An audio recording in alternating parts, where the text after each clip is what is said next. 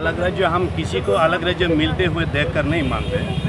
अलग राज्य की मांग नॉर्थ ईस्ट में खास करके ये जरूरी है कि वहाँ के जो इंडिजिनस पीपल है उनका सर्वाइवल का प्रश्न इसमें रह जाता है। क्योंकि हमने देखा है, मैं त्रिपुरा से हूँ, मैं त्रिपुरा लैंड की मांग को लेकर यहाँ पर आया है।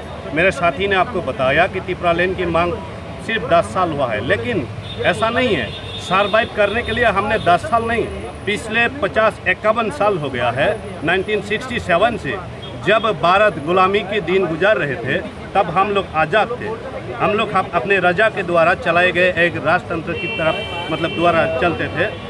हम लोग एक स्वाधीन राष्ट्र लेकर चलते थे।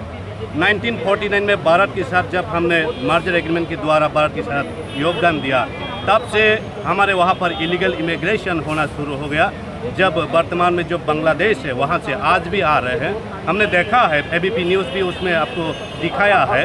तो इनके द्वारा हमने 1967 से अपनी ज़मीन, अपनी भाषा, अपने लोगों और अपनी वजूद को बचाने के लिए लड़ रहे हैं। लेकिन तब आज जो 6 शेड्यूल वहाँ पर मौजूद है, 6 शेड्यूल मिलने से हमने सोचा कि हमारी रक्षा हो जाएगा, हमारा अधिकार, हमारा ज़मीन, हमारा जंगल, हमारा जल सब रक्षा हो जाएगा, सुरक्षित होगा। लेकिन आज वास्तव में देखा गया है इससे कुछ नहीं होता है। सिर्फ अलग राज्य बनने से ही अपने त्रिपुरी लोगों की और वहाँ की जो इंडिजिनस पीपल की सुरक्षा आ सकता है। जैसा कि बोडो बायो का जो हो रहा है वैसा ही हमारा त्रिपुरी बायो का भी हो रहा है। इसलिए हम चाहते हैं कि हम भी भारतीय है, हम भी भारत के नागरिक है।